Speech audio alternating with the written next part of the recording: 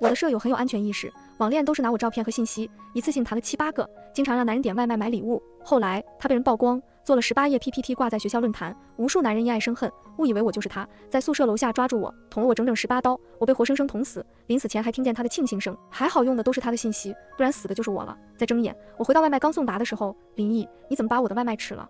江雪的声音又尖又利，一下炸得我脑袋疼。我刚把一勺海鲜粥送进嘴巴里，含糊其辞回答：“谁吃你的了？”他一脸委屈，娇滴滴的转头向同宿舍的2个舍友告状：“这海鲜粥明明是我点的。”林毅都打开喝好几口了，他偷了我的粥，竟然不承认。江雪最会在人前扮柔弱，让别人看不下去，给他撑腰。可惜我并不放在眼里，继续淡定的喝着粥。送上门的便宜不占，那我岂不成了王八蛋？这海鲜粥用的都是真材实料，刚才外卖单子上的价格可不便宜，跟他网恋的男人可真是下了血本。前世江雪在我面前一副可怜兮兮的模样，他告诉我是校外有变态狂追他，追得太烦了，为了保护自己的隐私，迫不得已他才在外卖上留下了我的名字和电话。当时我被他哄骗，还拍着胸脯说会保护他，没想到是他拿着我的照片和电话号码跟男生谈恋爱。江雪长得很一般，加上他比较贪吃，不爱运动，身上一圈圈赘肉，脸上的痘痘和雀斑也很多，是很容易忽略的那种大众长相。而我虽然长得高，但经常跑步运动，身材还算可以，加上从来不吃油腻的东西，标准的白富美一个。在住进宿舍的第1天，江雪就打上我的主意，偷偷拿着我的照片和信息去网恋。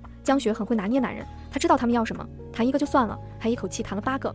7个农民工大叔，外加一个精神小伙，靠着这群男人过上了天天吃外卖、节日要红包的幸福生活。他会在深夜声音娇媚的给所有男人群发消息：“哥哥，今天我拍了穿小吊带的性感照片哟，转个520看看诚意。”哪个男人受得了这样的挑逗？为了看性感照片，支付密码一输，一个520就发过去了。一个520虽然不多，但是7、8个520可不少了。他靠着偷拍我的私密照片，年仅21岁，轻轻松松月入过万。不管情人节、中秋节，只要是节假日，江雪总会撒娇跟他们要礼物，而我却因他被曝光，成为了替死鬼。临死前，我听到的是他失望的声音。他死了，我还怎么吃外卖要礼物啊？他竟然一点愧疚之心都没有，还在想着怎么祸害下一个女孩子。现在江雪又开始了她娴熟的表演，她小手抹着眼泪，委屈极了。宿舍的陈朵和王宇斌一听这话，立马开始指责我：“林毅，你赶紧跟雪儿道个歉，她家里穷，辛辛苦苦挣钱不容易，你们家那么有钱，至于偷雪儿一碗粥吗？”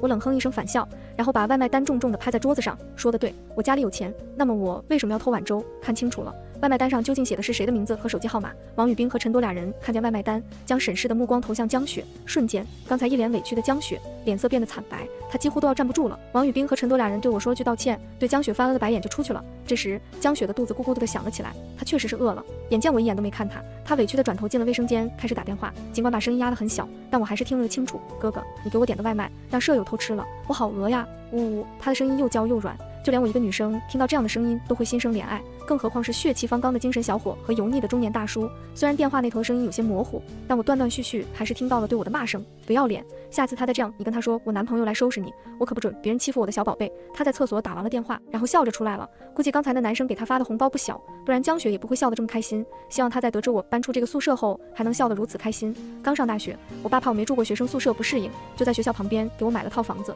江雪也一直跟我卖惨说没朋友，我才留下来。现在看来是时候搬出去了，我去找辅导员和宿管阿姨，刚办好手续准备出来，就看到了一个熟悉的身影。他穿着紧身裤豆豆鞋，手里还拿着干活的铁锹，正打着语音电话，语音是外放，听得很清楚。他站在门口大声囔囔：“宝贝，我知道你没吃饭，专门跑外面给你买的，快下来吧，我想你了。”而手机那头的江雪娇滴滴的笑着：“谢谢宝宝，爱死宝宝了，你放到楼下吧，我今天还有课呢，晚点在哪？幸亏今天太阳大，一出门我就戴着口罩和帽子。”他没有认出我，一瞬间我的瞳孔紧缩，似乎浑身的血液都涌到了脑袋上面。前世那个捅了我18刀的男人就是他，粗哑的声音让我感受到了前世死亡的感觉。男人的眼神那么凶狠，他手里的刀狠狠地落下，一刀一刀扎得那么深。他一边捅一边骂：“老子辛苦挣钱给你买包，结果你把老子当狗玩，你去死吧！”我惨叫出声，失去意识的最后1秒，还能听到周围人对我的辱骂声。一次谈8个男朋友，真是丢人，杀得好！现在的女人都是靠男人养，活该！想到这里，我的后背已经渗出细细的汗，我躲在一边悄悄看。男人等了10几分钟都不见有人下来拿打包的饭菜，骂骂咧咧就走开了。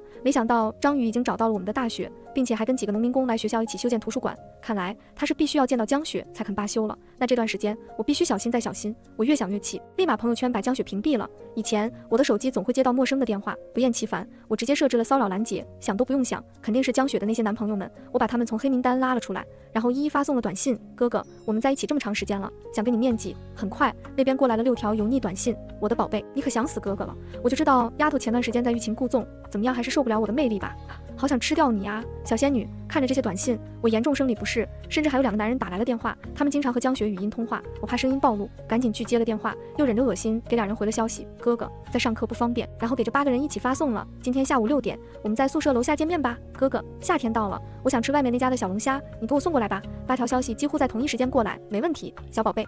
看他们言语中掩藏不住的欢喜，我就知道成功了。终于等到5点半下课，江雪飞奔似的跑回了宿舍，我戴上了口罩，又把帽檐使劲往下压，生怕别人看见我这张脸，确定自己捂得严严实实，我才敢出现在宿舍下面。这个时间点，拿外卖的同学很多，而在一堆小龙虾的外卖前面，我看见了8个男人。那个捅死我的精神小伙张宇尤其引人注目，他穿着紧身裤、豆豆鞋，染得发黄的头发枯燥地梳到了后面。最夸张的是，手里还握着一捧巨大的红色玫瑰花，还有几个中年的大叔，不合时宜地打着领带，笑得嘴巴都快裂到了后面。我看着他们，心中恨意滔天，不由自主地暗暗握紧了拳头。钱是张宇捅我的第1刀，并没有伤及要害，但这剩下的几个男人自己不敢动手，却在一旁煽风点火，赶紧捅死他。这种女人让她活着干嘛？女人没一个好东西，白吃白喝的还不让碰。最后在我快要咽气时，他们中甚至有人为了泄愤将我的裙子掀开，他们没一个好东西。终于江雪从宿舍楼下走了下来，她一边走一边在看手机消息，脸上有不少的诧异跟惊喜。前几天舍友王宇冰就炫耀自己男朋友带她去吃了龙虾，大学生生活费不多，也就是偶尔开开小灶，可江雪却十分嫉妒，她的网恋男友们平时都要她软磨硬泡，外加福利才肯给她点。如今我不在宿舍，她更难要到了。但今天他们集体开窍，自己随口提了一句想吃小龙虾，就主动说给她点了。难道今天有什么好事发生？江雪长得很胖，身体臃肿的她艰难钻进人群中，把几个外卖单子上写着我的电话和名字的外卖盒子拿了起来。旁边的张宇和几个男人都惊呆了，这也太丑了，完全跟照片是2个样。他们愣在原地，完全没有反应过来，直到8个外卖一次拿不了，江雪又跑下来一趟，他们才反应过来。张宇试探着开口：林毅。江雪那张丑陋的脸，肉眼可见的慌张，她看着眼前这几个男人，一张小脸瞬间变得苍白。江雪不敢开口，她虽然没跟这群男人见过面，可经常夹着嗓子跟他们语音，只要一说话，很容易就发现的。江雪下意识拔腿就跑，生怕晚半步，身后的男人就会抓住，扑通一声，江雪摔倒了，那些油腻的汤汤水水全倒在了她身上，发黄的头发上还挂着2只龙虾，夏天穿着单薄，透着衣服能看到她腰间的层层肥肉，整个人看起来狼狈极了。江雪此时根本顾不上围观同学鄙夷的目光，她努力挣扎着爬起来，最后在一片嘲笑声中落荒而逃。江雪连澡都没来得及洗，躲在卫生间忙着给那几个男人发语音解释，她的嗓子可以夹死一只苍蝇。哥哥，今天是我室友帮我下楼拿的外卖。在男人不断的追问下，江雪委屈向他们告状，我室友经常欺负我，他偷吃你们给我点的外卖，我不让他拿，他非要去拿。几个男人都心疼坏了，个个都说想跟他见面安慰他，想必他们已经开始怀疑了。江雪适当咳嗽了2声，啊，见面啊，我身体不舒服了，哥哥你会体谅人家的吧，等我好了再说吧。在外面的我偷偷举着手机拍下了这一幕。过了大约半个小时，江雪才走了出来，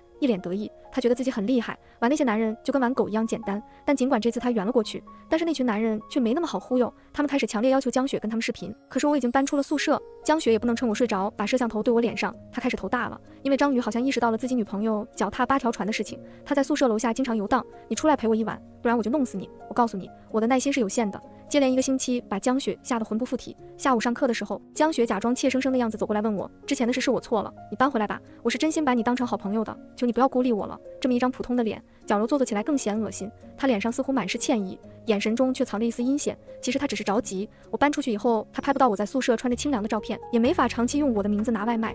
1、2次大家不会多想，时间长了肯定会怀疑的。我连头都懒得抬，不想跟你住一块。我的声音不小，周围的同学都听得清楚。霎时，江雪的眼泪似雨滴大颗大颗的落了下来，一副我欺负了她的样子。虽然赶上快要上课，大家来不及议论，但还是有不少目光落在我身上。江雪开始疯狂跟踪偷拍我。在学校食堂，我撕扯下江雪捂得严实的衣服和帽子，又把她的手机砸到了地上，指着她破口大骂：你们看这有个偷拍狂！我的动静不小，吵到了周围吃饭的同学。江雪抗拒的捂着脸，开始坐在地上鬼哭狼嚎。我们不是好朋友吗？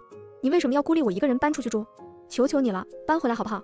我一个人真的好害怕。旁边的同学投向我的目光有些不友善，他一边哭一边指着我向他们告状，我和他是好朋友，可他为了孤立我从寝室搬出去了。江雪生怕我不受他的逼迫，还从包里拿出一把水果刀放在自己脖子上面。围观的人生怕激怒他，连忙劝我，你搬回宿舍就是了。见有人向着他，江雪的声音更大了，林毅，你今天答不答应我搬回宿舍？那张疯狂的脸上，眼里全是狠毒，他想让我去死。我一字一句说出我答应你，他的眼里满是幸灾乐祸。可接下来我冷笑着说道，我答应你。哼，你想的可真美，你算个什么东西？江雪失声尖叫，脸色惨白如纸。你不怕我今天死在你面前吗？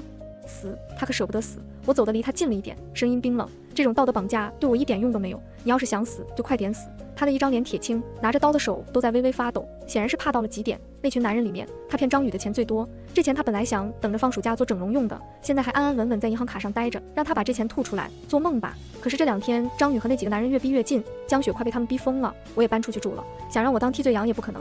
要是让这群男人发现他一直拿着别人的照片在骗他们，他的下场绝对很惨。江雪坐在地上，似乎在失神，她浑身都在抖，似乎是被自己心头的想法惊到了，眼泪哗啦啦的流了下来。刚才有人报警了，警察这回也赶到了。江雪似乎抓到了救命稻草，她揪着警察的衣服，救我，你们一定要救我，又用手指着我，对，你们让他跟我一起回宿舍，这样我就安全了。我和江雪都被警察带走做了笔录，看他状态不好，警察只好问我。等到知道江雪用性命逼迫我搬回宿舍，年轻的警察额头皱了皱，他似乎是察觉到什么了，语重心长地叮嘱我，凡事不合乎常理必有妖，自己小心一点。让我诧异的是，就算到这个时候，江雪还是没有跟警察交代自己用我的个人信息骗钱的事，真是贪财又惜命。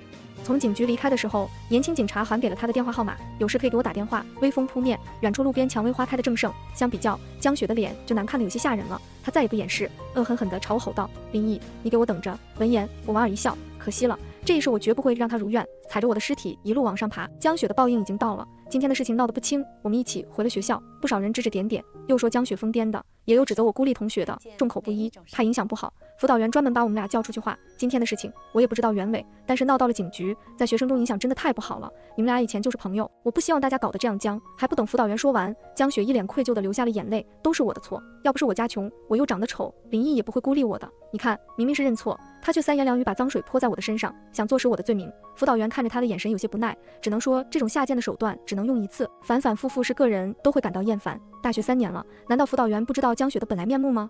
他是知道的，甚至以前他就提醒过我，别让江雪用我的个人信息点外卖。当时我那会没想到人竟然能坏成这样。虽然江雪口口声声说着自己穷，可她现在身上穿的鞋子衣服都不便宜。刚开学的时候，她可是土里士气的，江雪连双像样的鞋子都没有。辅导员不吃她这一套，冷漠地打断了她的说话。林毅想搬出，那是人家家里有钱，想住得舒服一点，这跟孤不孤立你有什么关系？你今天的行为太过激了，学校已经决定给你一个处分。江雪的嘴唇张了张，却说不出话来，脸色开始变得极其难看。学校给江雪处分的事传得沸沸扬扬，她虽然一直在极力辩解，但是效果并不好。有不少同学认为我仗着有钱孤立了江雪，但是他们同样也厌恶江雪这样情绪容易失控的人。短短几天，不管是吃饭还是上课，大家都像躲瘟疫似的躲着江雪，命可不是开玩笑的。要是他们跟她离得近了，生怕像那天一样，江雪拿刀对着自己的脖子。现在可不只是我孤立了她，江雪被全校孤立了，而且张宇逼她逼得越来越紧。他给江雪发信息，再不答应陪我睡觉，我让全校人知道你的真面目。接连几天，他直接不去上课了，只敢躲在宿舍。却没想到几天后，我被几个农村的中年妇女堵到了学校门口，他们双手叉腰，常年干农活的脸晒得黝黑，壮硕的身体随着愤怒在抖动。一旁是江雪冲着我挑衅的在笑。当下我立即明白了，他这是准备把我推出去当替罪羊，而眼前这几个女人就是他的那几个男朋友的老婆。看见我每天日子过得惬意，心里的那口气更是憋得难受。仔细一想，那些男人又没见过他的真实面容，从一开始他就是拿着我的照片去勾引他们的，现在就应该把我推出去替他去死。女人们5大3粗的，口里喷出来的话太脏，简直入不了耳朵。你个小蹄子，竟然敢引诱我男人给你发红包转账，今天就是你的死期，看我今天不打死你！几个女人的骂声震天，学校门口的人围了一层又一层看热闹。江雪用手指着控诉我，林毅是我们学校大3的学生，她在校外谈了8个男朋友，每天给他们发自己的性感照片，让这些男人给自己点外卖发红包，这哪是什么学生啊，简直就是人渣呀！很快围观的人也附和着他，真是世风日下，现在的大学生怎么成这样子了，丢人啊！一次谈8个老男人，估计早都玩坏了。看这些男人的老婆年纪也不小了，他找的这些男朋友该有多老，真是什么都能吃得下。有认识我的同学更加气愤，看他平日大手大脚的，还以为是家里有钱，没想到是骗老头的钱。听着这排山倒海的骂声，我却神色坦然。看我这副淡定的样子，江雪眼底的笑意藏不住了，她用力地鼓动后面几个女人，姐姐去打死他啊！你们能受得了这种女人骗你们老公辛苦钱吗？几个女人听他这番话，眼里的火快要喷了出来，她们恨不得立马把我给撕碎了。走，给我打死他！几个女人把自己袖子撸了上去，然后快步朝我走过来。就在巴掌快要落到我身上时，住手！一个响亮的声音从身后传来。那天那个年轻的警察一头汗，气喘吁吁。还好，我今天来得及时，他把一行人拦在了身后。打人是犯法的，你们知道吗？几个女人立马坐在地上撒泼打滚。他花了我男人那么多钱，你们警察怎么就保护这种小贱人？我不活了！几个女人的喊叫声震天，一时周警官也有些头大，不过他很快就镇定了下来。你们不能只凭着这些聊天记录和转账记录轻易诬陷别人，就算有警察护在了我的身前，但还是有不少人看向我的目光中满是鄙夷。我拿出了手机，播放了以前偷拍的录音，江雪甜蜜的声音进入几个女人的耳朵里面。哥哥，我怕好喜欢那个包包，你买给我好不好？爱你哦，你好棒。同时还有他们老公各自的声音，小妖精，照片真销魂，叔叔能找到你这样的大学生做女朋友，好幸福。几个女人仇视的目光投向江雪，那目光像刀，恨不得将江雪给分割了。江雪惊恐的左顾右盼，发现自己无所遁形，两条腿也止不住的发抖。人群里面也传来议论声，这是偷拍室友照片拿来网恋了，还把室友推出给自己背锅了，真够不要脸的，自己长得那么丑，偷别人照片网恋。江雪被一片骂声淹没了。就在这时，那几个男人都赶到了学校门口，很明显是我发的信息通知的。他们看到眼前这一幕，也明白了自己原来被骗了，顿时怒火攻心。几个女人顾不上跟自己老公算账，她们像一只疯狗一样生扑了上去。很快，江雪的脸上多了不少指甲抓痕，她绝望地扭过头，疯狂地挣扎着。那几个男人也不想放过她，几对夫妻混合双打，砰，2颗门牙掉地。江雪满是鲜血的嘴里发出凄厉的惨叫声，女人用力撕扯着她的头发，狠狠地甩着巴掌，敢勾引我老公，你今天完蛋了。看着这一幕，复仇的快感让我整个人快要癫狂。这场殴打在江雪浑身是血晕过去后终于结束了。十几个男人一看自己好像把人打死了，也吓得瞳孔紧缩。冷静下来的他们看着地上躺着的人，浑身直冒冷汗。江雪被送进了医院，在人群中还有一道狠厉的目光始终投在我和江雪身上，是张宇。我有些不懂，他为什么不现身殴打江雪？大概是他已经知道江雪冒充我的身份骗了他。好消息，江雪醒过来了。坏消息，他被学校开除了。那几个男人和他们的老婆也为自己的错误付出了代价。江雪收几个男人的红包，转账并不多，加起来也就几万块钱。他把这笔钱退还给他们后，转手就把那几对男女告上法庭。他们不仅赔了江雪一笔高昂的医药费，还被判了几年刑期。这场殴打对江雪身体造成的损坏不小，她不得不每天带着 T 外排便袋生活，就算出去也要因为身上的气味忍受别人异样的目光。退学的那天，她被无数人耻笑，她看着我的眼里满是恨意，却也无济于事。相较于她往后黯淡无光的人生，我的精彩生活才刚刚开始。大3毕业，我就进了自家公司。虽然从小娇生惯养长大，但我并不是那种娇滴滴的女生，在公司基层的工作反而让我成长得更迅速。半年后，我爸奖励给我一辆跑车。这个城市说大也大，说不小也不小。比如说，自从江雪被开除后，我再也没有见到她，反而因为一起意外事故，我碰到了张宇。我开的跑车和他开的拉货的货车撞到了一块，车子是从侧面撞过来，责任全在他那一方。张宇的目光就那么火辣辣看着我，前世痛苦死亡记忆涌来，我的脊梁骨一瞬间冻僵。他眼里的情绪我看不清楚，我有点怀疑这次事故是他故意搞出来，可是因为没有证据，只能不了了之。跑车的修理费用不是一笔小数目，彼此联系保险公司后就走了正轨赔偿程序。我被人跟踪了，跟踪人很聪明，刚开始我以为是张宇，后来发现不是他。这一世他没有像前一世一样那么极端的冲了出来杀我，想报复他找不到办法，眼下也只能走一步看一步。为了安全起见，我还在家门口和房子里面同时安装了监控摄像头。刚开始在家门口并没有发现可疑的人，我渐渐也就把这件事抛到了脑后，整天沉浸在工作中。那天下班看见家门口有半截没抽完的烟，心中顿时警铃大作。我打开了监控视频，里面有2个人鬼鬼祟祟的一整天蹲在我家门口，男人分明就是张宇，而那个被病缠的瘦得像鬼的女人是江雪。只看身材和脸我还没认出来了，但是她的声音我是不会认错的。张哥，这是林毅家，我已经帮你找到了，这次你能不能放过我？江雪卑微地弯着身子，就连声音似乎因为恐惧也在颤抖。可张宇根本不吃他求饶的这一套，他攥着江雪的脖子，脸上恶狠狠地恐吓她，是你用林毅的照片骗了我，我一定要得到他。听到这里的江雪脸上浮现出一抹诡异的笑，她恭维张宇，那林毅人不仅长得漂亮，家里也有钱，他身材那么好，肯定很带劲。张宇冷嗤一声，他重重地拍了一下江雪那张脸，别以为我不知道你怀的什么心，你就是嫉妒林毅，人家长得比你漂亮，还比你有钱。他上下打量着江雪，眼神很是不屑，你看看你长得这么丑，是个男人都对你没兴趣。从始至终我爱上的人一直是林毅。尽管江雪听到这句话脸上很是不悦，可她还是在一边给张宇出着馊主意，两人一直在商议怎么绑了我，然后侮辱了我。说到尽兴的地方，江雪眼里是得逞的笑，张哥，你可别对她柔情蜜意，那种女人只有打得狠了才会听话。张宇似乎也是同意，也点了点头，似乎是商定好一切，两人才从我家门口离开。而看着这一切的我，手里满是冷汗。原来这一世张宇也没打算放过我，不过这次他和江雪的死期也终于要到了。接下来的1个星期，江雪一直在不间断地跟踪我，看来刚开始我的第6感并没有出错。之所以没有一眼就认出他，是因为他样子跟以前完全不一样了。就算江雪站在以前老同学面前，他们估计也认不出他来。这场绑架来得并不慢。